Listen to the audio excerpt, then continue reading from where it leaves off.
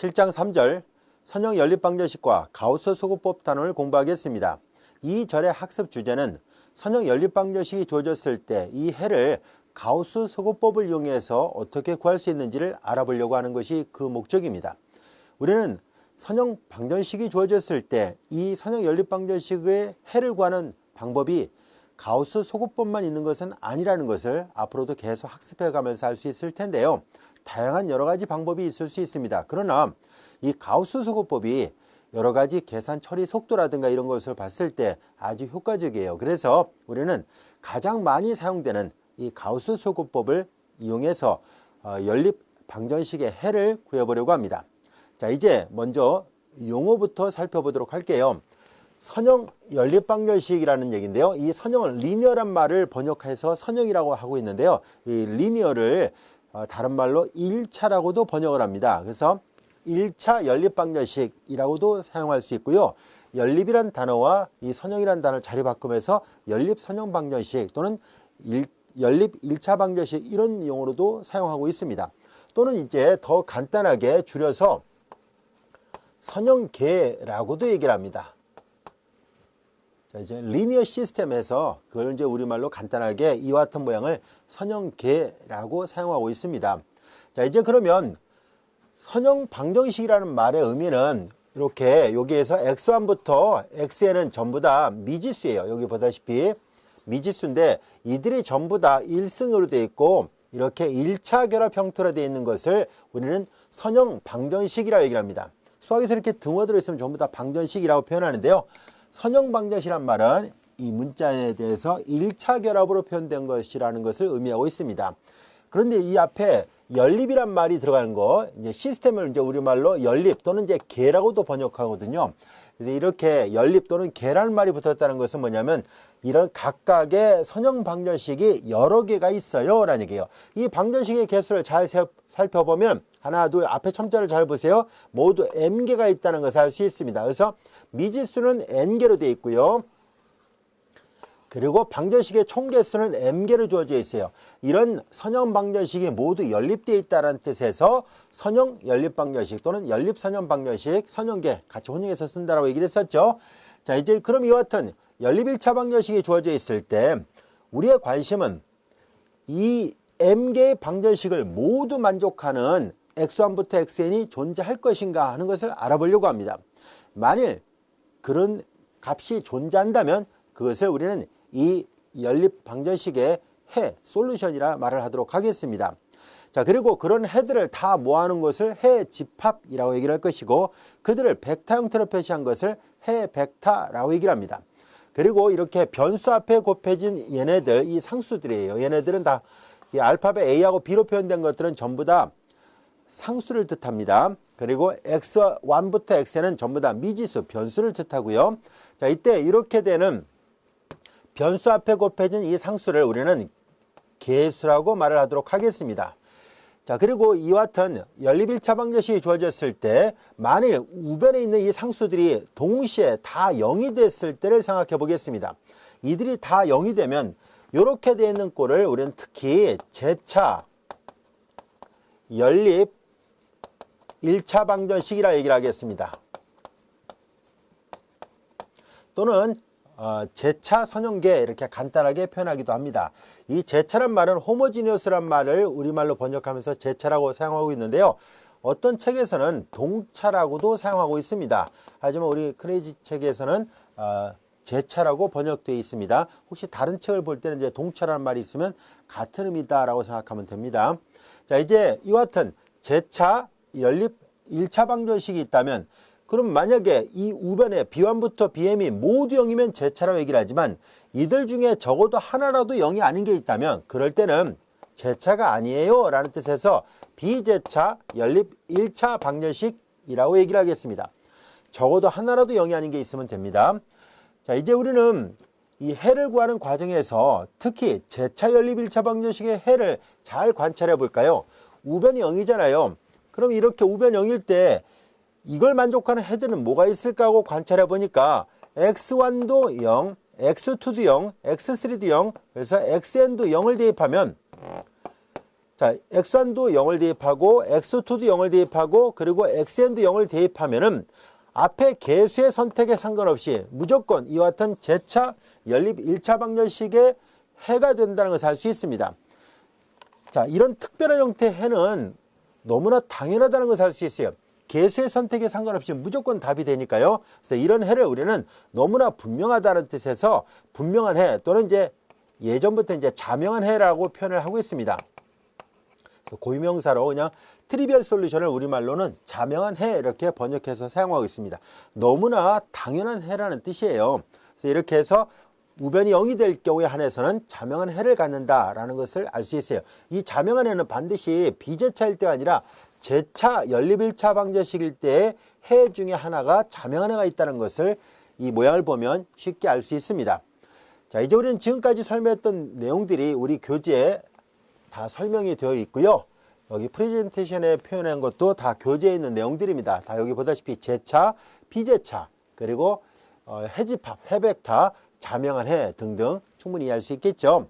자, 이제 우리는 이와 같은 연립 1차 방정식이 주어져 있을 때 우리는 이들을 좀 더 계산하기 편리하게 하기 위해서 행렬로 표현하는 방법을 좀 알아보려고 합니다. 여러분들이 이미 행렬의 곱을 계산하는 방법을 알고 있잖아요. 그래서 우리는 이 연립 1차 방정식을 행렬로 표시할 수 있는 방법을 찾아보려고 하는데요. 자, 이런 식으로 표현을 해 보려고 합니다. A11, A12 여러분들이 잘 알다시피 행렬의 곱을 계산하는 방법을 이용하면 돼요. A21, A22, A2n 그리고 AM1, AM2, AMn이고요. 여기는 X1, X2, XN 이와 같이 됩니다. 자, 이 행렬의 규모는 n by n 매트릭스고요. 이 행렬은 n by 1 매트릭스이기 때문에 행렬의 곱이 잘 정의돼서 최종 결과는 n by 1 매트릭스가 됩니다. 그래서 여기는 B1, B2, 그래서 여기가 BM이에요. 요거랑 혼돈하지 않도록 하세요. 자, 이제 이렇게 해서 우리는 주어진 이 연립 1차 방정식을 이렇게 행렬의 곱과 행렬의 상등관계를 이용해서 나타낼 수 있었구나 라는 것을 알 수 있습니다. 우리는 앞으로 이 행렬을 앞서 얘기했었죠. 이게 개수라고 얘기를 했었죠. 그래서 이 행렬을 개수행렬이라 말을 하도록 하겠습니다. 얘를 이제 개수행렬이라 얘기를 할 것이고요. 해를 이렇게 매트릭스로 표시했는데요. 자, 행렬도 하나의 벡터가 되기 때문에 이것을 우리는 앞으로 해 벡터 또는 그냥 간단하게 해라고도 얘기를 하겠습니다. 자, 미지수를 나타내는 x1부터 xn으로 되어 있으니까 앞으로 알파벳 대문자 x를 써서 표시하고요. 개수행렬은 전부 다 a로 표시가 되어 있으니까 알파벳 대문자 a로 표시합니다. 여러분들이 이미 잘 알다시피 행렬은 수학에서 보통 알파벳 대문자로 써서 표시하잖아요. 같은 방법으로 여기는 b로 되어 있으니까 얘네들 모두가 다 b로 되어 있으니까 그럼 얘도 그냥 b로 표시하면 되겠네요. 자, 그러면 a, x equal b 라는 것을 알 수 있습니다. 그래서 ax equal b, 자, 이것을 우리는 앞으로 행렬 방정식이라고 말하겠습니다. 주어진 연립 방정식을 행렬 방정식 형태로 표현하니까 이렇게 표현할 수가 있구나 라는 것을 알 수 있습니다. 자, 그리고 이제 한 가지 더 덧붙여서 우리는 첨가 행렬 또는 덧붙인 행렬이다라는 말을 사용하게 되는데요. 자, 이제 덧붙인 행렬 또는 첨가 행렬이라는 것은 어떤 의미를 담고 있냐면 이 A라는 개수 행렬에다 오른쪽 B라는 행렬을 붙여서 만든 것을 말합니다. 자, 우리는 그것을 A 이렇게 틸다 이렇게 써서 표시하려고 하는데요. A에다가 B를 덧붙인다는 얘기예요. 그래서 이 행렬하고 이 행렬을 덧붙여서 표현한다는 것을 강조하기 위해서 이렇게 먼저 기호 표결 이런 걸 하나 먼저 표현해 보도록 할게요. A라는 행렬, 개수 행렬에다가 자, 이 B라는 행렬을 덧붙인 거예요. 자, 이것은 이제 구체적으로 구성 성분을 다 나열하면 A11, A12, A1n이고 A21, A22, A2n, AM1, AM2, 그리고 AMn입니다. 그리고 여기에 점선은 사실 이거 넣을 필요는 없어요. 그러나 우리가 이해하기 쉽게 개수 행렬하고 좀 다른 행렬이다라는 것을 강조하기 위해서 편의상 이렇게 점선을 그어서 표현하도록 하겠습니다. 절대적으로 점선을 그어야 되는 것은 아닙니다. 그냥 구별하기 쉽게 하려고 하는 것 뿐이에요. 자, 이제 오른쪽에 있는 B1, B2, BM을 이렇게 옆에다 점선 오른쪽에다 표현을 해 보도록 하죠. 자, 이렇게 해서 만든 행렬이 바로 A 틸다예요. A 틸다라고도 쓰지만은 보통 이런 교로도 많이 쓰기도 합니다. 혼용해서 쓰도록 할게요. 자, 이것을 우리는 앞으로 보다시피 계수행렬이 옆에 있는데 그 옆에다가 이 등호 우변에 있는 B라는 행렬을 더 덧붙였잖아요. 하나를 더 첨가에 따라서 우리는 첨가행렬 또는 어떤 책에서는 이런 것을 덧붙인 행렬 또는 어떤 책에서는 계수행렬을 열을 하나 더 늘렸다 해서 확대행렬 이런 용어도 사용하고 있습니다. 첨가행렬, 확대행렬 또는 덧붙인 행렬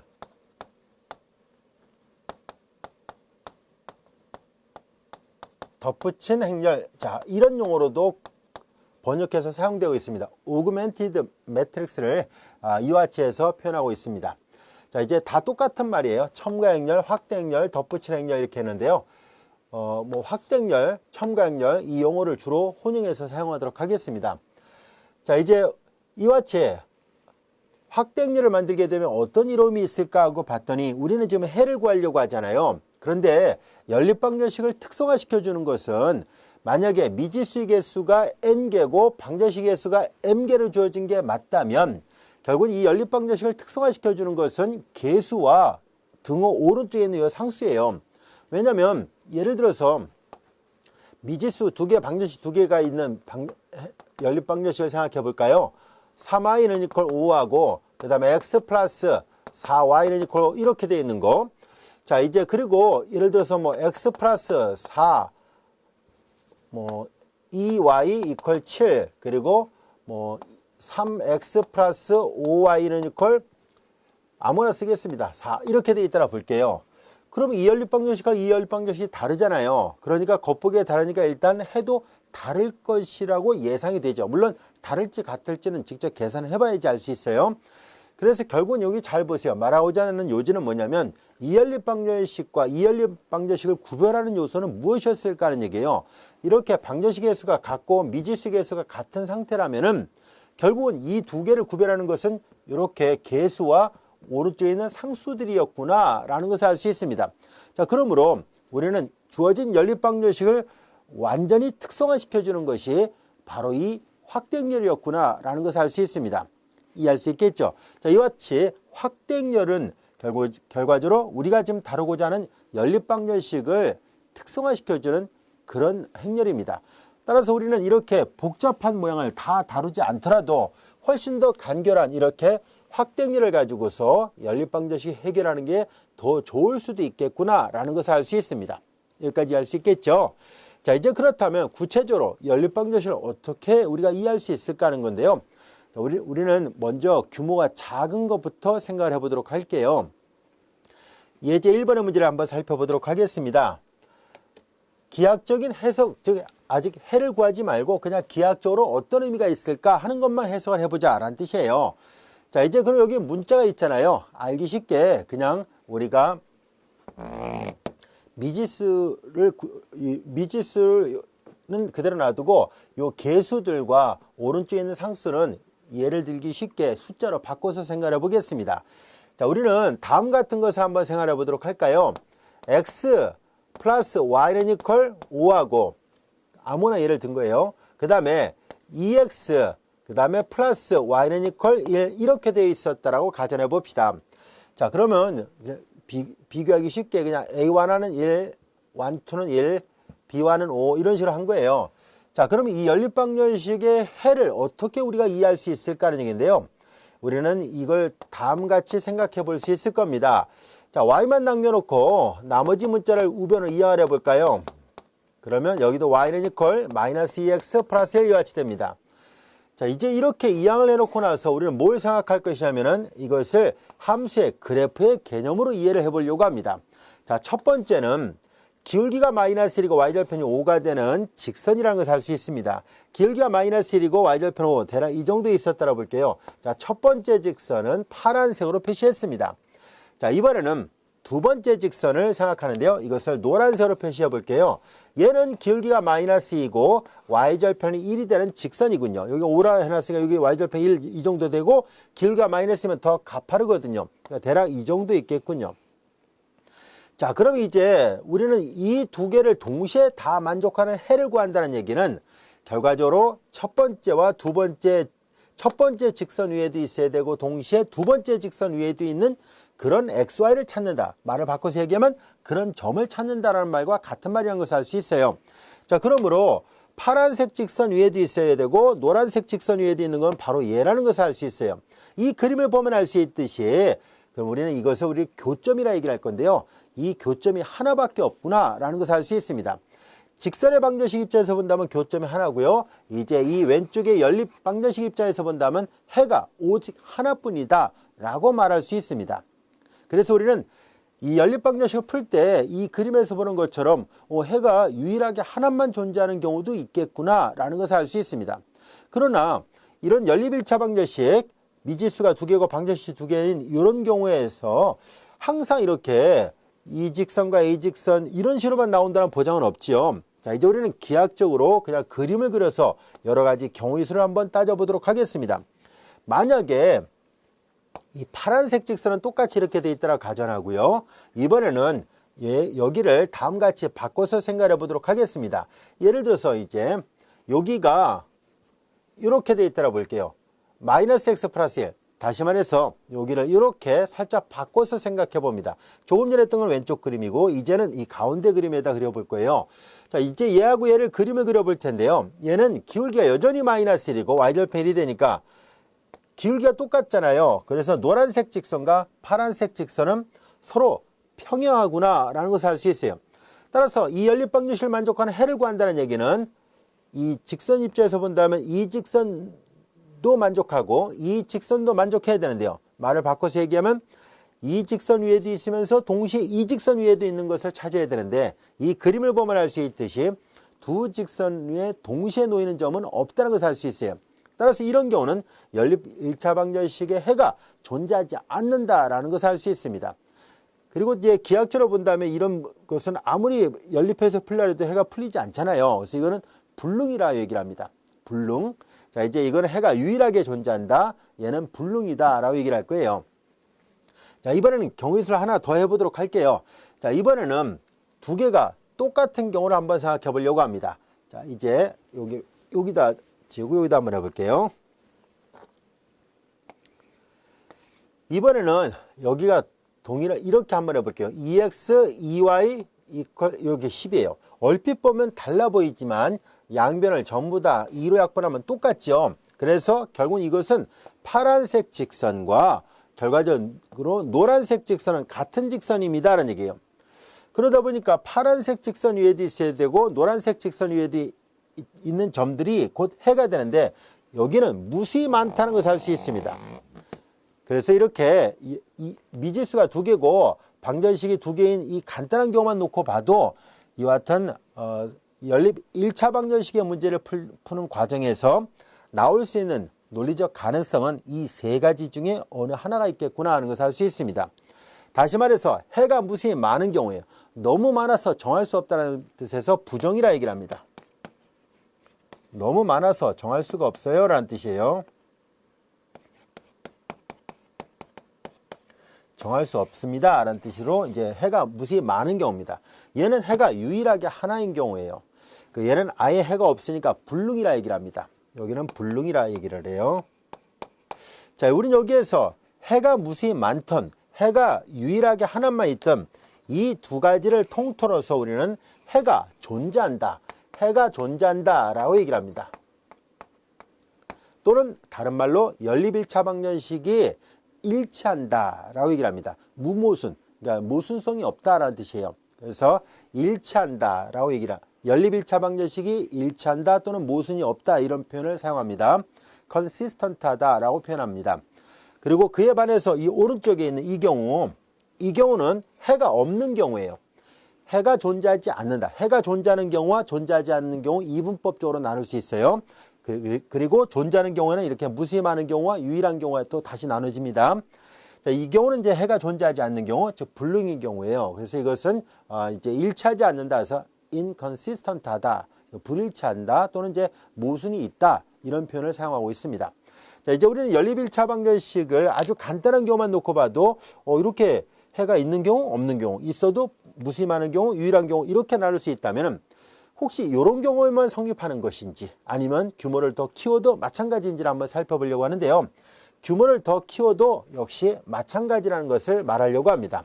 예를 들어서 미지수가 3개, 방정식이 3개인 경우를 살펴보려고 합니다. 즉 A11, X1, A12, X2, A13, X3 equal B1 하고 A21, X1, A22, X2, A23, X3 B2 그리고 A31, X1, A32, X2, A33, X3 자 이렇게 되는 자, 미지수가 3개고 방정식이 3개로 주어지는 이런 연립 방정식이 주어져 있습니다. 자, 우리는 이와 같은 미지수가 3개인 경우는 미지수가 2개일 때는 평면상의 직선을 나타내거든요. 네, 이렇게 미지수가 3개일 때는 공간상의 평면을 나타내게 됩니다. 기하학적으로 얘네들은 공간상의 평면을 나타내요. 여러분들이 이미 미분적 분학 교과정을 공부하면서 다변수 함수의 미분법을 배우기 전에 공간 도형을 배운 적이 있을 겁니다. 그래서 벡터라든가 그다음에 행렬식 그리고 이렇게 공간상의 직선과 공간상의 평면의 방정식을 배운 적이 있었을 텐데요. 바로 이렇게 미지수가 3개고 그들의 1차 결합으로 되어 있을 때 얘가 각각의 평면이에요. 만약에 오른쪽에 B1, B2, B3가 모두 0이면 원점을 통과하는 평면이고요. 얘네들이 모두 0이 아니면 얘네들이 0이 아니면 원점을 통과하지 않는 평면을 나타냅니다. 자, 이와 같이 이렇게 미지수가 3개인 연립방정식도 마찬가지로 해가 존재하는 경우와 존재하지 않는 경우로 나눌 수 있습니다. 자, 이것을 우리 교재에 보면 그림으로 저자가 표현을 해놨습니다. 여기 다 설명했던 내용이에요. 자, 보다시피 자, 왼쪽에서는 이 경우하고 이 경우 크게 두 가지가 있는데요. 얘는 유일한 경우, 얘는 무수히 많은 경우, 얘는 해가 아예 없는 경우예요. 그래서 교재 그림을 보면 이렇게 두 가지로 나눠져 있구나 하는 것을 알 수 있어요. 해가 유일한 경우는 이 그림을 보면 알 수 있듯이 각각의 평면이 정확하게 한 점에서 교점을 갖는 경우예요. 마치 두 직선이 한 점에서 교점을 갖듯이 3개의 평면이 단 한 점에서 교점을 가질 때 유일한 해를 갖는다라는 것을 알 수 있고요. 그리고 이렇게 3개의 평면이 자 교선을 공유하고 있죠. 이렇게 이게 다 붙어 있는 거예요. 그럼 이런 경우는 해가 무수히 많은 경우입니다. 하지만 여기 보다시피 3개의 평면이 서로 떨어져 있거나 2개는 붙어 있는데 하나가 떨어져 있거나 그리고 2개는 평행하고 하나가 이렇게 비스듬하게 지나거나 이렇게 정면에서 바라보면 삼각형 모양으로 지나가게 되면 동시에 만족하는 점은 없기 때문에 불능인 경우에 해당됩니다. 결국은 미지수의 개수에 상관없이 언제나 해의 종류는 크게 세 가지가 있어요. 그 중에 이제 하나가 결정되겠죠. 무수히 많은 경우, 유일한 경우, 그리고 해가 전혀 존재하지 않는 경우 미지수의 선택에 상관없이 개수에 상관없이 언제나 이렇게 3가지 중에 어느 하나가 성립한다는 것을 알 수 있습니다. 자, 이제 그렇다면 이와 같은 연립방정식의 특징을 이용해서 그럼 이 해를 어떻게 구할 수 있을까 하는 것을 알아보려고 합니다. 이 연립방정식의 해를 구하는 여러 가지 방법 중에 하나로서 가우스라는 수학자가 찾아냈던 이 방법을 사용하려고 하는데요. 굉장히 쉬우면서도 그리고 계산 처리 속도가 굉장히 빨라요. 그래서 필사는 말할 것도 없고 컴퓨터 프로그램으로도 훨씬 더 빠르게 계산이 가능하기 때문에요. 아주 좋은 방법입니다. 자, 이제 가우스 소구법은 어떤 의미일까 하는 얘기인데요. 자, 만약에 어떤 연립방정식을 하나 놓고 생각해 보도록 하겠습니다. x 플러스 만약에 2y 5하고 그 다음에 우리는 이제 아무나 하나 놓고 계산해 볼게요. 그 다음에 이제 y는 equal 2 이렇게 놓고 볼게요. 자, 같은 연립방정식인데 훨씬 더 이런 모양보다는 훨씬 더 간단한 모양이 되어버렸네요. 자, 여기에서 이 모양을 우리는 위삼각 형태라고 말을 하려고 합니다. 왜 이걸 위삼각 형태라 말을 하게 되냐면 얘를 행렬의 곱을 이용해서 표현해 봐요. 미지수를 xy를 쓸게요. 그냥 x1, x2를 쓰지 않고 이렇게 표현하도록 하겠습니다. 1, 2, 0, 1이잖아요. 자, 여기서 잘 보면 이 개수 행렬에 자, 이렇게 잘 보세요. 여기 보면 이제 X라는 알파벳이 나오지 않았다는 얘기는 앞에 개수가 0이었다는 얘기입니다. 자, 그러므로 이렇게 변수가 나와 있는 부분만 따로 블록을 잡아서 보고 그로부터 이렇게 연립방정식을 행렬방정식으로 바꿔서 생각하면 이 개수 행렬에 이렇게 블록이 잡히는데 위쪽으로 삼각형 모양이 생겼다라는 것을 알 수 있어요. 그래서 이렇게 된 것을 우리는 위삼각형 형태라고 얘기를 합니다. 그래서 또는 그냥 간단하게 상삼각 행렬이라고도 얘기를 합니다. 이런 모양을요. 자, 그러면 같은 연립방정식이라 할지라도 이런 모양이 되면 어떤 이로움이 있을까 하는 얘기인데요. 이렇게 되어 있는 거, 예를 들어서 이건 너무 쉬운 거고요. 자, 이렇게 되어 있는 거랑 이렇게 문자가 다 있는 거랑 이게 아래쪽에 문자 하나가 있는 경우는 당연히 처리 속도가 달라요. 왜냐하면은 이 경우는 바로 맨 밑에 있는 방정식으로부터 y가 2라는 것을 알 수 있잖아요. y가 2라는 것이 바로 구해졌습니다. 이 계산 결과, 이 두 개를 동시에 담아주거나 xy를 구하려는 게 목적이잖아요. 이 계산 결과를 위에다가 대입합니다. 밑에서 위로 대입을 해요. 그래서 거꾸로 대입한다는 뜻이거든요. 그래서 역대입법이라고도 얘기를 하고 뒤에서 앞으로 갔기 때문에 후치환이라고 얘기를 합니다. 그래서 자, 이렇게 거꾸로 대입하니까 역대입법이라고도 얘기를 합니다.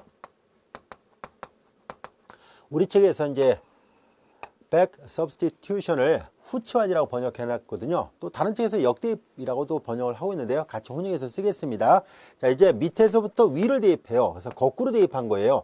역대입법. 위에서 아래를 대입하는 것을 순대입법이라고 합니다. 그때는 이제 선치환 이렇게 번역해서 쓰고 있어요. 자, 여기서 밑에서 위를 대입하면 y가 2가 되니까 4 넘기면 5에서 4 빼니까 1, x가 바로 또 구해지잖아요. 이렇게 주어진 연립 1차 방정식의 해를 간단하게 또 빠르게 구할 수 있다는 장점이 있습니다. 즉 연립 1차 방정식을 이렇게 위쪽 삼각형 형태의 연립 방정식으로 바꿀 수 있다면 해가 이렇게 후치환 방법, 즉 역대입법 방법을 이용하면 아주 쉽고 빠르게 구하는 게 가능하다는 것을 알 수 있습니다. 자, 이제 그러면 이런 아이디어를 어떻게 적용할 수 있을까 하는 것을 알아보려고 하는데요. 이런 아이디어는 우리가 연립방정식을 잘 관찰해 보면 손쉽게 우리는 이런 모양을 만들 수 있다는 것을 알 수 있습니다. 예를 들어서 연립방정식의 위치를 바꿔본다든가 한 연립방정식에 영위하는 상수배를 곱해본다든가 한 연립방정식에 영위하는 상수배를 곱해서 다른 연립방정식에 더해본다. 이런 과정을 거쳐보다 보면은 자연스럽게 이렇게 간단한 모양의 위삼각형 형태의 연립방정식을 만드는 것이 가능합니다. 자, 이제 이렇게 해서 주어진 연립 1차 방정식에다가 조금 전에 선생님이 구두로 설명했던 세 가지 방법을 적용하는 거예요. 자, 이건 이제 좀 이따 다시 한번 확인해 볼게요. 두 방정식을 교환을 해본다든가 한 방정식에 영위하는 상수배를 곱해본다든가 한 방정식에 영위하는 상수배를 곱해서 다른 방정식에 더해본다든가 이런 일련의 과정을 여러 번 사용을 합니다.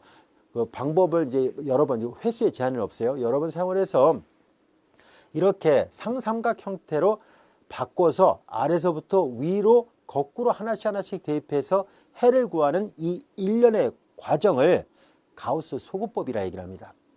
그럼 여기 왜 가우스 소구법이라 했을까 하는 얘기예요. 제거시켰다는 얘기잖아요. 자, 이제 뭘 제거시켰습니까 하면, 자, 이런 모양의 이렇게 위에 방정식도 xy가 있고 아래 방정식에도 xy가 있는데 적당하게 해서 아래쪽 방정식에 x란 문자 하나를 없앴거든요. 그래서 소구라는 말을 사용하게 된 겁니다. 그래서 이렇게 역대입법 삼각형 형태의 행렬을 만든 다음에 역대입해서 해를 구하는 이 일련의 과정을 가우스가 만든 아이디어거든요. 그래서 이걸 우리는 가우스의 소구법, 그래서 줄여서 가우스 소구법이라고 얘기를 합니다.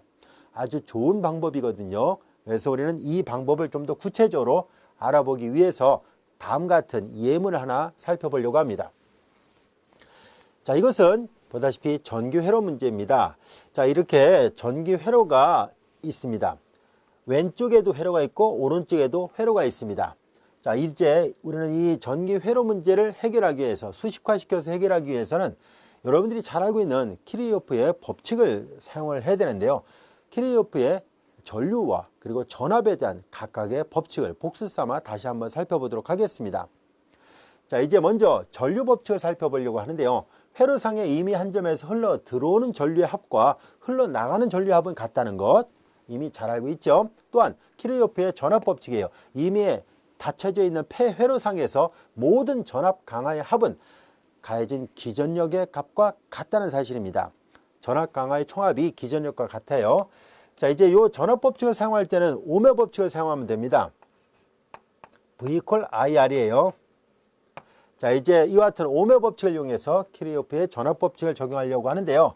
자, 그럼 다시 앞에 자, 이 회로망을 다시 한번 살펴보도록 할게요. 자, 먼저 전류 법칙으로부터 흘러 들어온 전류와 나간 전류의 합이 같다라고 얘기를 했잖아요.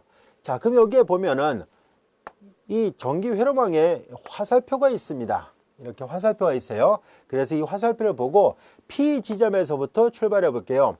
그래서 얘는 나가는 거예요. 나갈 때는 마이너스, 들어올 때는 플러스를 해보려고 해요. 근데 여기 잘 보면 왼쪽에는 전류 I1이라고 되어 있고, 그러면 얘가 쭉 전류가 흘렀을 때 P1으로 들어오는군요. 그래서 I1은 들어오니까 플러스예요. I2는 나가니까 마이너스를 할 거예요. P라는 지점에서 키르요프의 전류 법칙을 적용하고 있습니다.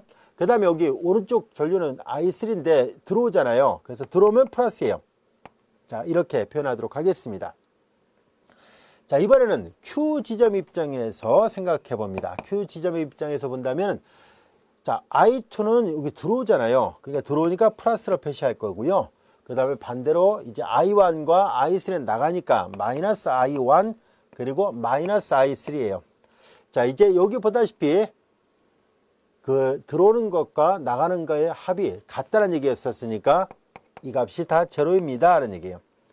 나가는 전류와 들어오는 전류가 같으니까 한쪽은 모아서 이퀄 0을 만든 것 뿐이에요. 아시겠죠?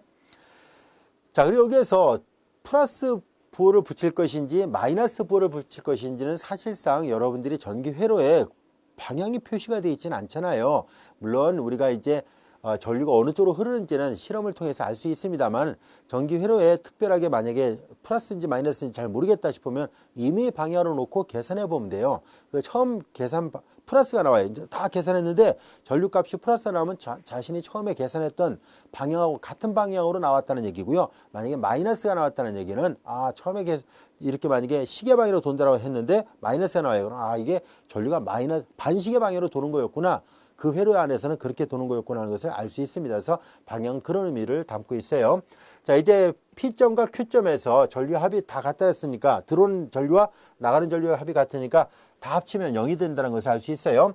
자, 이제 키르요프의 전류 법칙으로부터 이 두 개를 만들었다면 이제 전압 법칙을 이용해서 계산해 보도록 하겠습니다. 자, 우리는 이제 V = IR이라는 것을 이용할 생각입니다. V는 여기에 80V가 있어요. 자, 그리고 이제 여기 전류 I가 여기 있는데, 여기 보면 이제 저항은 10옴이 있잖아요. 여기는 20옴이 있고, 자, 그래서 우리는 왼쪽 회로와 오른쪽 회로에 각각의 키르요프의 전압 법칙을 적용해 보려고 합니다. 자, 이제 왼쪽과 오른쪽의 폐회로에다가 각각 대입을 하도록 하죠. 자, 이제 V = IR이니까, 자, 여기 20I1이에요. IR이에요. 그 다음에 이제 쭉 가서 여기는 지금 보다시피 10I2예요. 두 개밖에 없네요. 그것이 IR을 다 계산했어요. 총합이 기전력과 같아야 되니까 80V예요. 단위는 그냥 볼트예요. 그냥 숫자만 쓰겠습니다. 자, 이렇게 됐어요. 여기까지가 됐죠. 자, 이제 이걸 지금 다 계산하고 있어요. 자, 이렇게 하고 오른쪽도 마찬가지로 계산하면은 이제 여기 똑같이 이렇게 구해진다는 얘기예요. 오른쪽도 마저 해볼까요? 똑같아요. 어렵지 않습니다. V = IR이니까. 자, 여기에서 보면은 여기가 I3가 10옴과 15옴이니까 25옴이군요. 그리고 쭉 가서 여기는 I2가 15옴이니까 10 I2 이것이 다 계산 끝났죠? 그것이 90V예요. 이렇게 된 거예요. 자, 이것을 이제 표현한 것이 바로 이거예요 라는 얘기예요. 요거 10I2 더하기 25I3가 90, 그리고 20I1 더하기 10I2가 80이고 나머지 이렇게 돼 있어요. 자, 이제 우리 이렇게 I1, I2, I3 이 회로 안에 있는 I1, I2, I3를 이들 조건을 모두 만족하는 전류값을 구하려고 합니다. 이 전류값을 계산하기 좋게 하기 위해서 이제 I1을 X1으로, I2를 X2로 그냥 바꾸는 것 뿐이에요. I1, I2, I3를 그냥 미지수를 X1, X2, X3를 써서 다시 한번 얘를 바꿔서 써보면 X1 마이너스 X2 플러스 X3 우리한테 익숙한 교로 그냥 바꾸는 것 뿐이에요. 이퀄 제로이고요. 마이너스 X1 플러스 X2 마이너스 X3 이퀄 제로 그리고 20 X1 그리고 플러스 10 X2 이퀄 제로 그리고 10 X2 그리고 25 X3 이거 0이 아니라 80이었죠. 80 여기는 90이에요. 방정식의 위치를 바꾸는 건 상관이 없습니다. 책에 있는 것처럼 오른쪽 페어와 왼쪽 페어를 위아래를 바꿔놨는데 상관없습니다. 이 방정식의 위치를 바꾼다고 해서 해가 달라지진 않잖아요. 그래서 방정식의 위치를 바꾼다 할지라도 전혀 상관이 없습니다. 이 사실로 말미암아 그러면 연립방정식을 풀 때 방정식을 내 마음대로 위치를 이렇게 조절해도 돼요. 아시겠죠? 그래서 방정식을 교환할 수가 있구나 라는 것을 알 수 있습니다. 그래도 해가 불변입니다. 변하지 않습니다. 자, 우리는 이제 앞서 배웠던 것처럼 이제 이 연립방정식을 특성화시켜 주기 위해서 확대행렬로 얘를 표현을 해 보도록 하겠습니다. 자, 확대행렬을 이용해서 표현해 보도록 할게요. 1, 마이너스 1, 0이고요. 마이너스 1, 마이너스 1, 0 그리고 20 그리고 10 여기 0, 80이에요. 그리고 여긴 0, 10, 25 그리고 90입니다. 자, 우리의 관심은 앞서 얘기했던 것처럼 상삼각행렬로 바꾸길 원합니다. 상삼각행렬로 바꿔서 후진대입법, 후치환을 할 생각이에요. 즉 역대입법을 할 생각이거든요. 자, 그러면 어떻게 해서 우리가 삼각행렬 형태로 바꿀 수 있을까는 얘기입니다. 그거는 바로 앞서도 얘기했던 것처럼 이렇게 이런 모양이 나오려면 이 아래가 다 문자가 소거돼야 되잖아요. 그래서 우리는 다음같이 계산하려고 합니다. 자, 우리는 요 개수 x1 앞에 있는 개수 이것을 우리는 앞으로 피봇이라 합니다. 그리고 피봇이 들어있는 행을 피봇행이라고 얘기를 합니다. 그리고 피봇이 들어있는 방정식을 피봇 방정식이라고 얘기를 합니다. 자, 이제 우리는 피봇이 들어있는 얘는 우리말로 주축 이렇게 번역해서 쓰고 있습니다. 말이 좀 어렵죠. 추축, 피봇. 자, 이제 이 추축이 결정이 됐을 때 상삼각행렬로 바꿔가는 방법은 다음과 같이 합니다. 아래쪽에 문자가 없길 바라니까 당연히 0을 만들어야 돼요. 어떻게 0을 만들 수 있을까 하는 얘기인데요. 요 아래가 모두 0이 나오길 바랍니다. 자, 0을 만드는 방법은 다음같이 할 것입니다. 우리는 예를 들어서 잘 보세요. 이 연립방정식 두 개를 더해서 푼다 할지라도 당연히 답은 똑같을 수밖에 없잖아요. 이거 두 개 더해서 각각을 푸나 더해서 풀어보나 상관없잖아요. 자, 그래서 우리는 더한다는 의미는 이 확대행렬 입장에서 본다면 1행에 1을 곱해서 2행에다 더한다 이런 의미라는 것을 알 수 있습니다. 자, 그래서 여기다 1행에다가 1을 곱해서 2행에다 더해서 표현을 해보도록 하죠. 1-1 이렇게 하는 건 여기를 0을 만들기 위함이었거든요. 그런데 이거 다 계산해 보니까 여기가 0이 되어 버렸습니다. 자, 이번에는 또 어떻게 할 생각이냐면 1행에다 마이너스 20배를 해서 3행에다 더해 볼 거예요. 마이너스 20에서 더합니다. 마이너스 20 하니까 플러스 20 여기가 30이 되는군요. 마이너스 20해서 더해요. 마이너스 20 마이너스 20해서 더해봤자 80이군요. 여기 이미 0이 있으니까 그냥 0이에요. 10, 25, 90입니다. 자, 여기까지 이해할 수 있겠죠? 자, 우리 여기 보면은 두 번째 이 방정식이 다 0이니까 이거 사실 없는 거잖아요. 소거돼 버렸으니까. 그래서 그러면 이런 경우는 어떻게 할 수 있냐면은 자, 이거 맨 밑으로 보내도 돼요. 자리 바꾼다 해서 연립방정식이 바뀌지 않는다고 했었잖아요. 얘를 바꿔서 모두 0으로 구성되는 행은 맨 아래로 보낼 생각입니다. 이렇게 맨 아래로 여기는 1, 마이너스 1, 0 그 다음에 0 그 다음에 여기는 30, 마이너스 20, 80이고요. 0, 10, 25, 90이 있죠. 자, 이렇게 됐습니다. 자, 그 다음에 이제 볼까요? 우리는 여기에서 뭘 할 생각이냐면, 예를 들어서 이 방정식을 놓고 봐요. 이 방정식의 양변에 10분의 1을 곱한다고 해도 i1, i2를 구하는데 아무 문제 없죠. 연립방정식 해가 변하지 않습니다.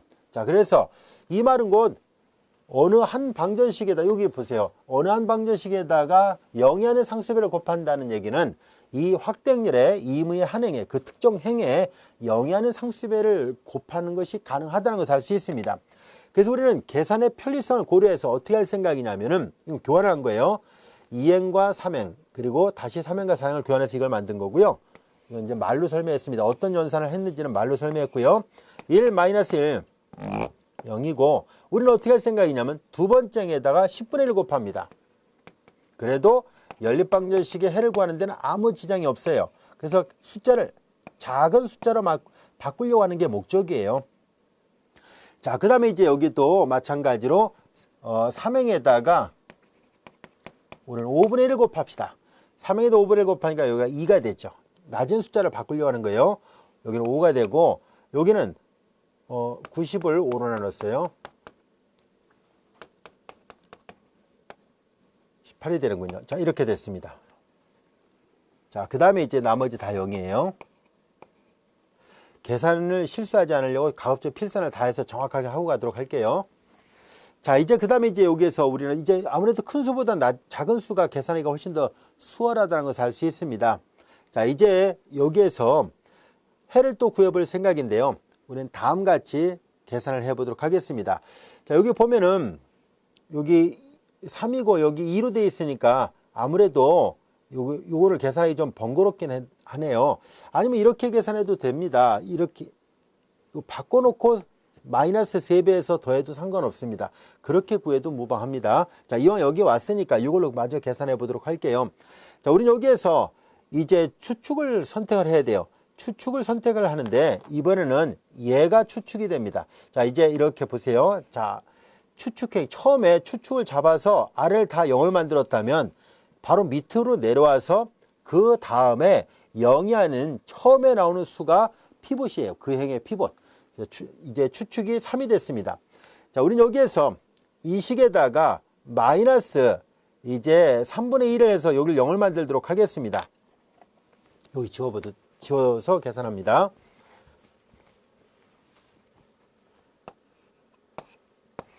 자, 이제 확대행렬 계산해서 1, 마이너스 1, 여기가 0이었었고요. 그 다음에 0, 3, 마이너스 2, 그리고 8이었었죠. 자, 그 다음에 이제 여기 마이너스 3분의 1 해서 더합니다. 그럼 여기가 0이 되죠. 두 번째 행에다가 마이너스 3분의 1을 해서 플러스 3행을 더한 거예요. 자, 이와 같이 했습니다. 자, 마이너스 3분의 1에서 더하니까 마이너스 3분의 1 하니까 마이너스에 대해서 여기가 0이 되어 있잖아요. 맨 밑에는 이미 0이었었고요. 자, 여기다가 마이너스 3분의 1을 합니다. 마이너스 2, 마이너스 3분의 2, 그리고 플러스 5를 하는 거잖아요. 자, 이거 계산합니다. 3분의 플러스가 되고 4가 되죠. 5가 됐습니다. 3분의 3, 5, 15, 19가 됐습니다. 여기 3분의 19. 그 다음에 이제 여기도 똑같이 마이너스 3분의 1을 하잖아요. 마이너스 3분의 2, 8에다가 마이너스 3분의 1 곱해서 18을 더하는 거예요. 자, 이와 같이 됐고요. 분수가 나와서 좀 셈이 더딘 것 뿐이에요. 마이너스 2, 8, 16. 그 다음에 3, 1은 3. 이제 3배를 합니다. 54가 되는군요. 그러면 3분의 54에서 16을 뺍니다. 8. 38이 되는군요. 38이 같이 됐습니다. 자, 여기까지야 됐죠. 여기가 3분의 38이 됐습니다. 자, 그 다음에 이제 이거 잘 보면 세 번째 행에다가 3분의 19로 나눠버리면 된다는 것을 알 수 있어요. 그래서 3행에서 3행에다가 그러니까 19분의 3을 곱한다는 게 더 낫겠네요. 3분의 19로 나눈다는 말은 19분의 3을 곱한다는 말과 같은 말이니까요. 자, 이제 이렇게 해서 계속해서 뭘 하려고 한 것이냐면은 피봇을 찾은 거예요. 여기 보다시피 아까는 여기가 피봇이었잖아요. 피봇이 선택되고 아래가 다 0이 되면 행을 이제 바꿔서 아래쪽에서 피봇을 찾아요. 그리고 여기 이미 0이니까 그러면 이제 그 다음에 계산하기 쉽게 한 행에다 0의 상수변을 곱해도 된다라고 얘기를 했었으니까 여기다 3분의 19로 나눈 거예요. 그럼 여기가 0, 0, 1, 여기가 2가 나오네요. 자, 이런 모양이었구나 라는 것을 알 수 있습니다. 자, 이제 우리가 의도했던 것처럼 이렇게 모양 자체를 잘 보세요. 이 모양을 보면 알 수 있듯이 상삼각행렬 형태가 됐구나 라는 것을 알 수 있습니다. 상삼각행렬 형태를 만들 수 있었습니다. 자, 그래서 우리 대략적인 모양이 이렇게 돼 있잖아요. 그래서 이제 얘를 보고 대응하는 연립방정식을 다시 표현을 해보도록 하겠습니다. 처음에 이렇게 주어졌던 연립방정식이었는데 이런 여러 가지 연산을 거쳐서 내려오다 보니까 이렇게 되는구나 라는 것을 알게 됐습니다. 자, 이제 x1, 자, 이걸 보고 이렇게 만들었다면 이걸 보고 이렇게 만들 수 있죠. 그래서 이 모양을 보고 다시 연립방정식을 만듭니다. x1 마이너스 x2 플러스 x3 이퀄 0이고 그 다음에 3 x2 마이너스 2x3 이퀄 8이고요. 그 다음에 x3 이퀄 2 이렇게 됐습니다. 맨 밑은 0이니까 할 필요가 없고요. 자, 이런 꼴의 방정식이 만들어졌습니다. 자, 이제 그러면 우리는 처음에는 이렇게 복잡한 모양이었는데 여러 가지 연산을 쭉 적용을 해보니까 이렇게 간단한 방정식이 나왔고 모양 자체가 삼각형 모양, 위쪽에 삼각형 모양이 나왔습니다. 자, 이제 밑에서부터 역대입해서 푼다라고 얘기를 했었으니까 x3를 이제 구했으니까 위에다 대입하면 2죠. 그럼 넘어가니까 4. 그럼 8, 12가 되죠. 12. 그러면 이제 3으로 나누니까 x2는 4라는 것을 알 수 있습니다. 자, 이제 x3하고 x2가 구해졌으니까 여기다 대입을 합니다. 4, 2, 마이너스 2니까 2 넘어가니까 마이너스예요. x1은 마이너스 2였구나 라는 것을 알 수 있습니다. 자, 다시 한번 볼게요. x3가 2였죠. 그럼 마이너스 4 넘어가면은 플러스 4, 8, 12 맞군요. 그래서 4가 됐습니다. 그 다음에 이제 여기다 다 대입을 하니까 이런 모양이 됐구나 라는 것을 알 수 있습니다. 아, 여기 플러스 2죠. 좀 계산 잘못했어요. 자, 정정합니다. 어쩐지 이상하다 했어요. 자, 이제 x3가 2, 그리고 4인데 앞에 마이너스가 있고요. 그래서 x1 2가 됐습니다. 그래서 요 말의 의미는 뭐냐면 얘는 아까 i1이었었잖아요. 따라서 전류 i1은 2였고 i2는 4, i3는 2. 자, 이렇게 됐었습니다. 라는 것을 알게 됐습니다. 자, 이렇게 연립방정식을 우리가 상삼각형의 형태로 쭉 바꿔나가다 보니까 의외로 쉽게 구할 수 있었구나 라는 것을 알 수 있습니다. 근데 여기 중간에 계산하면서 선생님이 여기 10분의 1 곱하고 5분의 1 곱하다 보니까 뜻하지 않게 분수가 나왔는데요.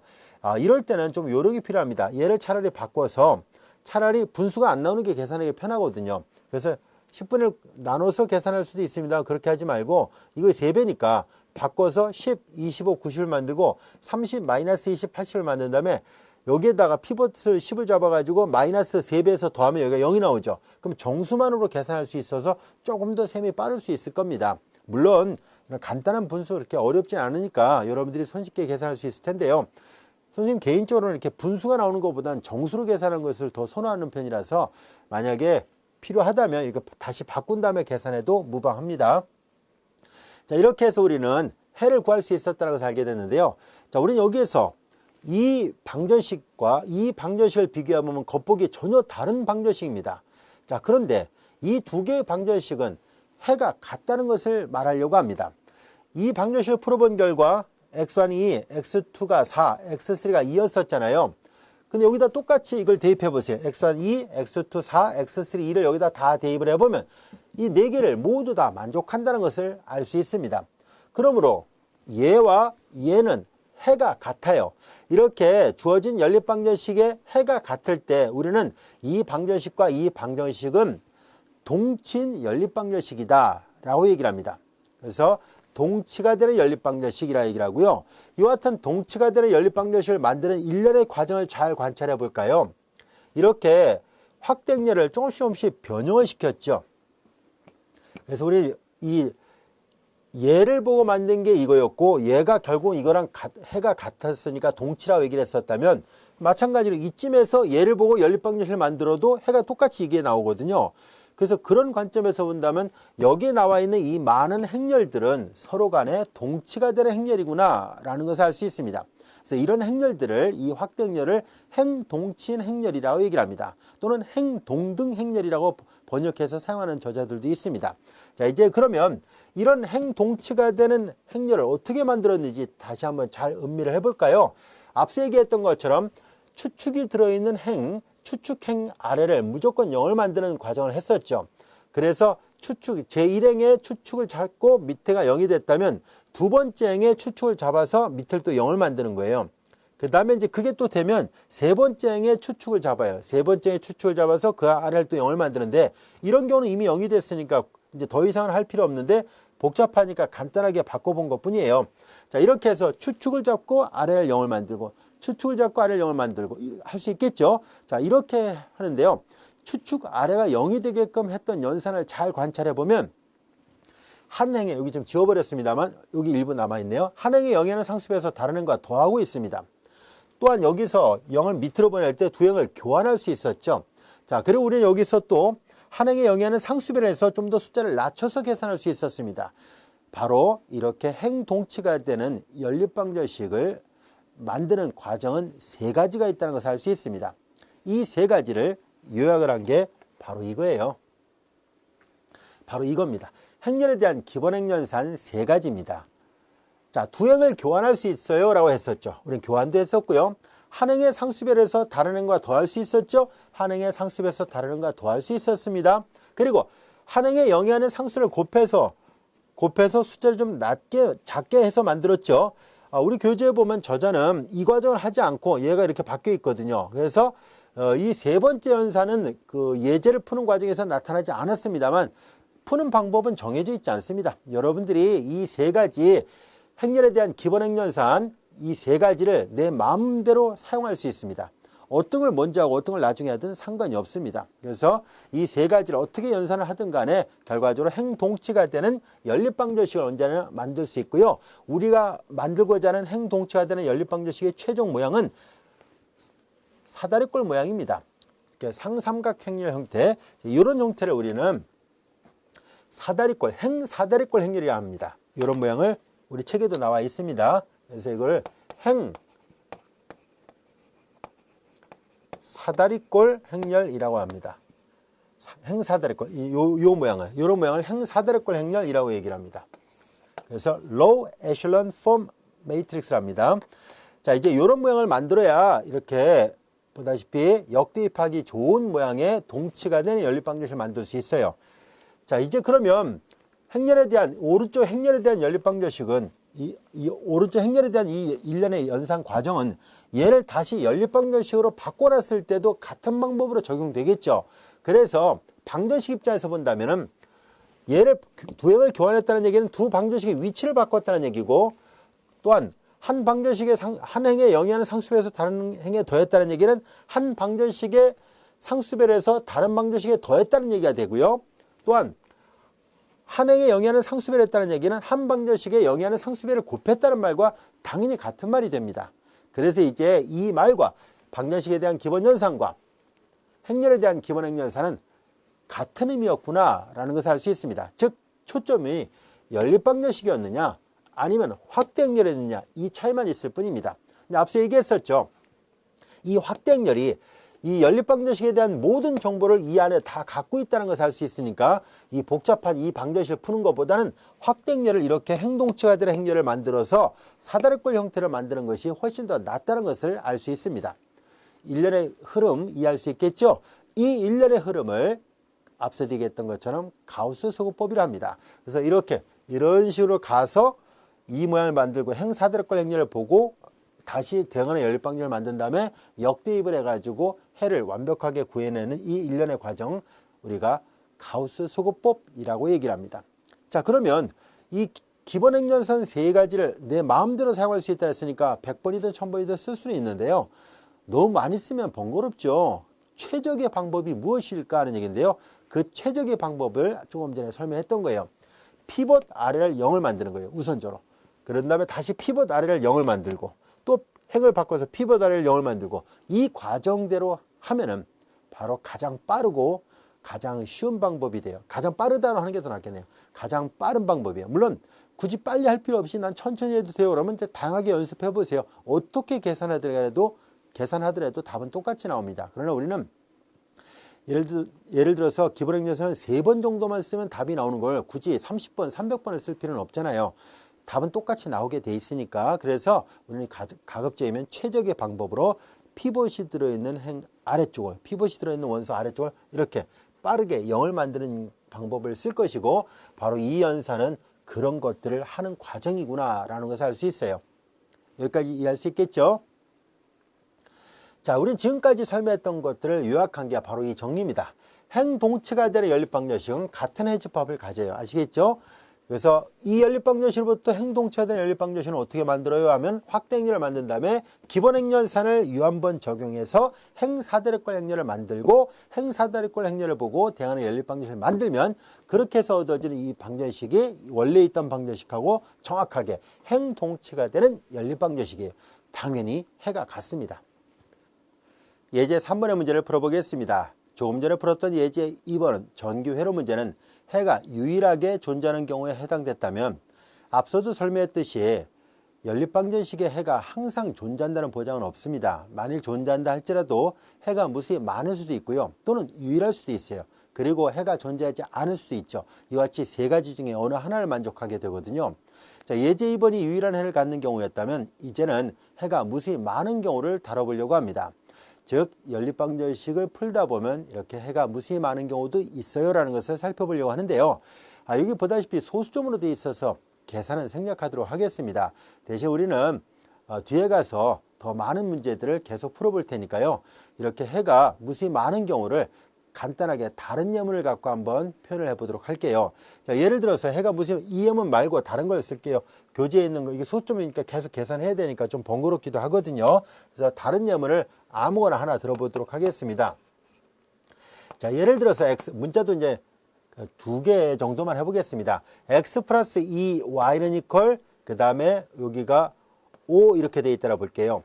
자, 그리고 우리는 2x 플러스 4y는 이퀄, 여기도 10 이렇게 돼 있다라고 보겠습니다. 자, 그러면 일부러 이렇게 간단한 예문을 든 것 뿐이에요.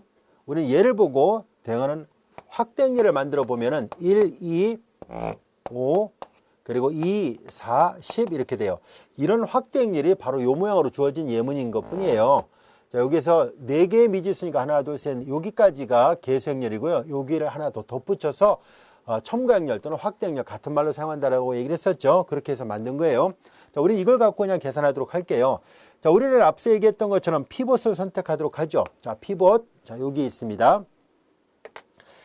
이제 우리는 이 피봇이 들어있는 행에 요 아래 피봇이 들어있는 그 나머지 아래쪽에 열을 다 0을 만들어요. 그래서 우리는 1행에다가 마이너스 2배를 해서 2행에다 더하겠습니다. 그 마이너스 2배에서 더하니까 0, 마이너스 2배에서 더하니까 0이고 마이너스 2배에서 더하니까는 0이죠. 자, 이제 그러면 이 모양 자체가 삼각행렬 형태로 됐습니다. 이제 얘를 보고 대하는 연립방정식을 다시 만들어 보면은 x 플러스 2y는 이퀄 5예요. 사실 이런 과정을 할 필요 없이 여기서 바로 나오는데요.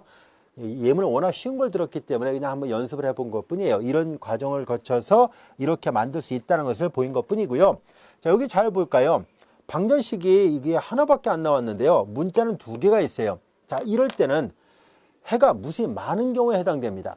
왜냐하면 앞서 얘기했던 것처럼 이런 형태는 직선이잖아요. 직선 위에 있는 모든 점이 이걸 만족한다는 뜻이니까 해가 무수히 많구나 하는 것을 알 수 있습니다. 자, 그러면 해가 무수히 많다라고 그냥 그렇게 하고 넘어갈 것인지 아니면 해를 표현할 수 있는지를 알아보려고 하는데요. 해가 무수히 많다 할지라도 해를 표현할 수 있습니다. 어떻게 할 생각이냐면은, 자, 이제 뒤에서부터 차례차례 알파벳을 결정을 하는데요. 문자 2개 중에 어느 하나가 결정되면 나머지 하나는 자동으로 그 문자에 의해서 표현되겠죠. 그래서 우리는 뒤에 있는 알파벳부터 결정하도록 하겠습니다. y를 t라 놓겠습니다. 그러면 2t가 되죠. 넘기면 x는 이퀄 마이너스 2t 그리고 플러스 5 이와 같이 됩니다. 자, 이제 우리는 얘네들을 매트릭스로 표시한다면 이렇게 확대행렬이 아니라 이렇게 행렬 방정식 형태로 표시한다면 여기 xy가 있어야 되잖아요. 바로 이 x하고 y가 해를 나타내는 이 해 벡터의 각각의 성분들이에요. 자, 그래서 우리는 앞서 얘기한 것처럼 얘를 a, x 이퀄 b라 표시했었죠. 그래서 x, 뭐 소문자로 써도 되고 대문자로 써도 되고 상관없습니다. 이제 여기 x하고 y를 표시하는데요. 우리는 x를 마이너스 2t 플러스 5로 y를 t로 표시할 건데요. 자, 여기서 우리는 행렬이 갖고 있는 성질을 이용해서 t가 들어있는 부분과 t가 들어있지 않은 부분으로 분리하는 것이 가능합니다. 자, 이렇게 여기서 t는 뭡니까 하면 그냥 임의대로 놓은 거예요. 임의의 실수값입니다. 우리는 해를 이렇게 좀 더 구체적으로 표현하는 것이 가능하다는 것을 알 수 있습니다. 만약에 문자가 3개가 있으면 x, y, z가 있고 방정식 하나밖에 없으면 그때는 y를 예를 들어 여긴 좀 t로만 썼습니다만 y를 t1 그리고 z를 t2 이렇게 해서 뒤에 있는 알파벳을 선택한 다음에 남은 알파벳을 그 선택된 알파벳을 이용해서 표현하면 됩니다. 할 수 있겠죠. 자, 이렇게 해서 해가 무심하는 경우는 해를 표현하는 방법도 있구나 하는 것을 알 수 있습니다. 자, 선생님이 이렇게 그 열벡터를 이용해서 표시했는데요. 순서상으로 표시해도 상관없습니다. 해를 나타낼 때 꼭 이렇게만 표현하는 것이 아니고요. 또는 이렇게도 표현할 수 있습니다. t-2,1 플러스 5,0 그래서 t는 임의의 실수 이렇게 집합으로 표시해도 무방합니다. 상관없습니다. 자, 이제 해를 구하는 방법 중에서 해가 무심하는 경우도 있구나 라는 것을 알 수 있었고요. 자, 이번에는 해가 존재하지 않는 경우도 있다라는 것을 보이려고 하는데요. 해가 존재하지 않는 경우는 불능이 되는 경우를 말합니다. 자, 이제 역시 여기는 좀 정수로 되어 있으니까 이걸 갖고 계산을 해보도록 할게요. 자, 우리는 예제 4번을 통해서 해가 없는 경우도 우리는 가우스 소구법을 이용해서 판단할 수 있다는 것을 보이려고 합니다. 우리는 여기다 그냥 바로 쓸게요. 이게 첨가행렬이거든요. 자, 이제 기본행렬선을 적용합니다. 3, 2, 1, 3이고요. 자, 이제 얘가 피봇이잖아요. 피봇 아래를 0을 만들려고 합니다. 피봇 아래를 0을 만들어야 되는데 우선 얘부터 먼저 0을 만듭시다. 여기 마이너스 2배에서 더하면 0이죠. 그냥 여기 쓰지 않고 이제 말로 설명합니다. 마이너스 2배에서 더하고 마이너스 2배에서 더합니다. 마이너스 2배니까 마이너스 4 플러스 2니까 마이너스 2가 됐어요. 마이너스 2배에서 더하니까 여기가 2가 됐죠. 마이너스 2배에서 더하니까 여기가 0이 나왔습니다.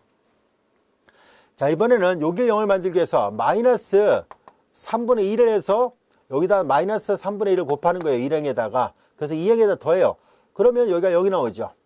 자, 여기다가 마이너스 3분의 1 곱하니까 마이너스 3분의 4 플러스 1이니까 3분의 3 마이너스 3분의 1이에요. 자, 이제 여기도 마이너스 3분의 1 곱해서 더하니까는 3분의 3, 3분의 1을 빼니까 3분의 1이에요. 마이너스 3분의 1 곱하니까 마이너스 2. 여기가 마이너스 2입니다. 여기까지 이해할 수 있죠? 자, 그 다음에 두 번째 행에다가 마이너스 3을 곱해봐요. 2행에다가 마이너스 3을 곱한 거예요. 2행에다가 임의 한 행에 0에는 상수배를 곱할 수 있다고 얘기를 했었습니다. 그래서 3, 2, 1, 3. 그 다음에 여기다 마이너스 3을 곱하니까 0, 여기 1, 마이너스 3을 곱하니까 마이너스 1, 마이너스 3을 곱하니까 6이죠. 자, 요 식에다가는 마이너스 2분의 1 다 곱해요. 마이너스 2분의 1. 그래서 자, 주어진 식은 0, 여기다 마이너스 2분의 1을 곱합니다. 그냥 굳이 일단 한 번 더 쓰는 게 낫겠군요. 마이너스 2분의 1은 굳이 곱하지 말고 그냥 놔둡시다. 그리고 한 번 더 계산할게요. 여길 굳이 1 만들고 계산하지 않아도 됩니다. 자, 이제 3, 2, 1, 3이고요. 0, 1, 마이너스 1, 6인데 자, 우리는 얘가 피봇이 되고 그 아래가 0이 나오길 원합니다. 그래서 두 번째에다 2를 곱해서 3행에다 더합니다. 이제 여기다 2를 곱하고 3행에다 더하니까 0, 0, 2를 곱해서 더하니까 0이에요. 2를 곱해서 더하니까 12가 됐어요. 자, 이제 모양을 잘 보세요. 이 점선 왼쪽에 맨 아래가 여긴 0인데 여기는 0이 아니죠. 그럼 이건 뭘 나타내는지 한번 볼까요? 얘를 보고 대응하는 연립방정식을 만들어 보려고 합니다. 지금 삼각행렬 형태는 됐어요. 행사다리꼴이 됐으니까 대응하는 연립방정식을 다시 만들면 행렬 계산하면 3x 미지수를 xyz라 놓겠습니다. 2y 그리고 플러스 z 이퀄 3이 되고요. 행렬 계산하니까 y-z는 이퀄 6이에요. 근데 여기는 xyz가 있을 때 행렬 계산하면 0 곱하기 x 플러스 0 곱하기 y 플러스 0 곱하기 z니까 좌변 0이죠. 근데 우변은 10이에요. 이 맨 밑에 있는 식을 잘 보세요. 이거는 모순이죠. 12가 0과 같을 리가 없잖아요. 그래서 얘는 불능이구나 라는 것을 알 수 있습니다. 그래서 이런 경우는 해가 존재하지 않는다라는 것을 알 수 있습니다. 자, 우리는 이 모양을 잘 보세요. 불능이 언제 나타난지를 기본행렬선을 적용하는 과정에서 이렇게 확대행렬의 점선 왼쪽에 0이 되는데 오른쪽에 0이 되지 않는다면 불능이구나 라는 것을 알 수 있습니다. 그러나 오른쪽은 0인데 왼쪽이 0이 아닌 건 불능 아닙니다. 아시겠죠? 그러니까 왼쪽이 0인데 오른쪽이 0이 아니면 항상 0은 12와 같다 이런 말이 돼요. 만약에 오른쪽은 0이고 왼쪽이 0이 아닌 게 있어요. 그러면 뭐 예를 들어서 여기가 1, 여기가 0이면 y는 이퀄 0일 뿐이에요. 아시겠죠? 그래서 이제 이렇게 되어 있으면은 만약에 우리가 확대행렬을 쭉 기본행렬선을 적용해서 이런 모양이 나오면 불능이 되는구나 라는 것을 알게 됐습니다. 자, 우리는 결국은 예제 2번, 3번, 4번을 통해서 각각 유일한 해, 무수히 많은 해, 그리고 무수히 많은 해는 해를 표현하는 방법부터 배웠고요. 그리고 해가 존재하지 않는 경우는 어떤 특징을 갖고 있는지도 살펴봤습니다. 자, 이제 우리는 지금까지 배웠던 내용을 일반화시켜서 요약을 해보려고 합니다. 자, 이 교재에 나와 있는 이 그림이 뭘 나타내고 있냐면 규모가 큰 n열이 되는 ax 이퀄 b의 꼴, 간단하게 소문자 b로 표시하겠습니다. ax 이퀄 b의 꼴에서 a가 n by n 매트릭스예요. 자, 이제 여기는 n by 1 매트릭스고 얘는 n by 1 매트릭스. 그래야만 행렬의 곱이 잘 정의되어 있어요. 자, 이제 이렇게 되는 규모가 큰 선형 연립방정식이 주어졌을 때 우린 여기에다가 기본행렬선을 적용합니다. 기본행렬선을 적용해서 사다리꼴 형태의 행렬을 만들려고 합니다. 앞서 얘기했던 것처럼 행사다리꼴 행렬, 즉 여기가 상삼각행렬 형태가 나오게끔 해보려고 합니다. 그렇게 해서 만든 게 요거란 얘기예요. 그런데 만약에 여기 이 네모는 뭐냐면 여기가 다 0으로 채워져 있다는 뜻이에요. 그리고 이제 여기에서 이 블록 위쪽에 이렇게 되어 있는 부분 아래는 다 0입니다. 여기가 다 0이라는 얘기예요. 이쪽이.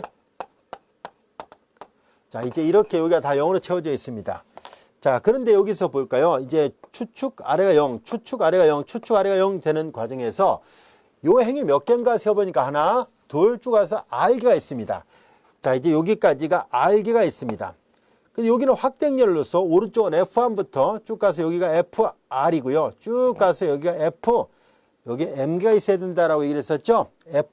FM, B 대신 FM을 쓴 것 뿐이에요. 자, 이제 이렇게 되어 있습니다. 그래서 이제 요 식을 확대행렬로 바꿨을 때 AB로 썼다면은 기본행렬선을 적용하면 여기를 R로 표시해놨기 때문에 저자가 R로 표시했기 때문에 저자가 여기 R로 쓴 거고요. 여기 이제 F로 써놨기 때문에 여기를 F로 표시한 것 뿐이에요.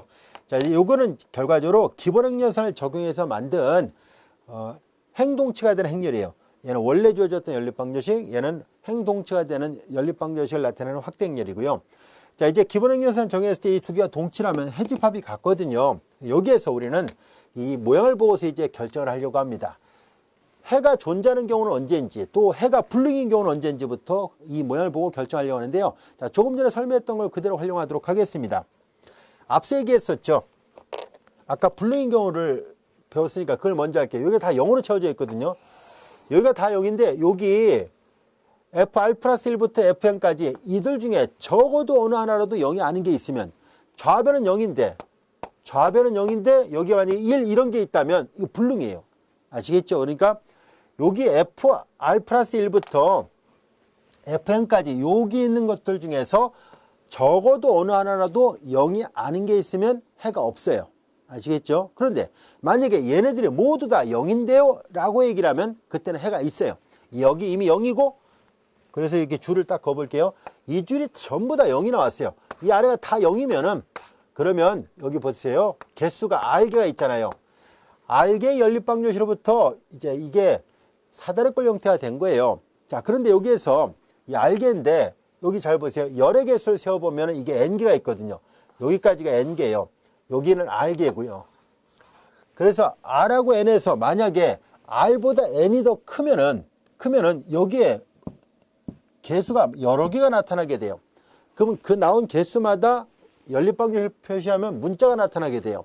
그러니까 만약에 밑이 모두 0이고 R보다 N이 크면은 해가 무수히 많은 경우가 됩니다. 왜냐하면 밑에서부터 역대입해서 풀 때 이 알파벳을 갖고 있는 개수가 많거든요.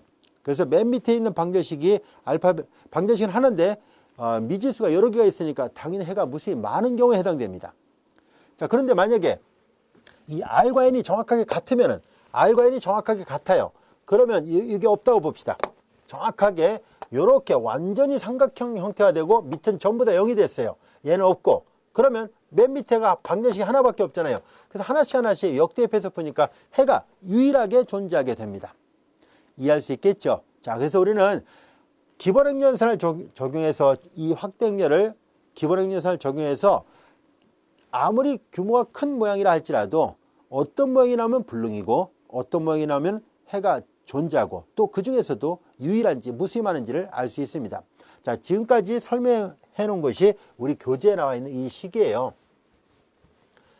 자, 이제 여기 해가 없는 경우, 불능인 경우 아까 설명했었죠. R 플러스 1부터 FM에 여기가 전부 다 0이 아닌 게 하나도 있으면 이건 0인데 여기에 0이 아닌 게 하나도 있으면 좌변 0, 우변 0이 아니니까 모순이 나오죠. 그래서 불능이란 얘기고요. 그 다음에 여기 보다시피 여기 보다시피 R하고 M이 같거나 R보다 M이 더 크더라도 얘가 모두 0이 아니면 해가 존재한다. 이게 무슨 말이냐면요. 아까 얘기했던 것처럼 여기 이제 해가 유일하게 존재하는 경우 그리고 해가 무수히 많은 경우예요. 이게 다 뭐냐면은 이 그림으로 다시 되돌아 볼게요. 아까 얘기했던 것처럼 얘네들이 다 0이면 이건 무조건 해가 있어요. 여기는 어차피 이 네모 빈칸은 다 0이거든요. 얘는 무조건 해가 있는 경우예요. 무수히 많을 수도 있고 유일할 수도 있고 무수히 많은 경우는 R하고 이 N이 여기 이 개수가 차이가 나면 이게 많으면은요. 이게 여러 개가 있으면은 해가 무수히 많고 얘가 없고 딱 하나밖에 없으면 해가 유일하게 하나밖에 없어요. 아시겠죠? 그래서 이제 그렇게 해서 좀 더 쉽게 판단이 가능하다라는 것을 알 수 있었습니다. 자, 지금까지 배웠던 내용들은 이렇게 연립 1차 방정식이 주어졌을 때 가우스 수고법을 이용해서 이렇게 해서 역대입을 해가지고 후치한 방법을 이용해서 해를 순차적으로 구하는 것이 가능하다는 것을 학습을 했었습니다. 자, 이제 이 절을 마무리하기 전에 다시 한번 세 가지 연산을 강조하도록 하겠습니다. 추축 아래를 0을 만들기 위해서 사용하는 여러 가지 방법 중에서 우리는 임의의 두 행을 교환할 수 있고 한 행에 영위하는 상수배를 할 수 있고 한 행에 영위하는 상수배에서 다른 행과 더할 수 있어요. 바로 이 세 번째 한 행에 영위하는 상수배에서 다른 행과 더해서 우리의 목적은 추축이 들어있는 열의 아래쪽을 추축을 제외한 나머지를 전부 다 0을 만들기만 하면 좀 더 빠르게 행사다리꼴 형태의 행렬을 만들 수 있고요. 행동체가 되는 그러한 상삼각행렬을 만드는 것이 가능합니다. 자, 이렇게 해서 푸는 방법, 이것이 가우스 소구법입니다. 자, 이제 우리는 요 다음 절에서 7장 4절에서는 우리가 1차 독립이라는 개념 그리고 랭크 이런 내용들에 대해서 학습을 해보도록 하겠습니다.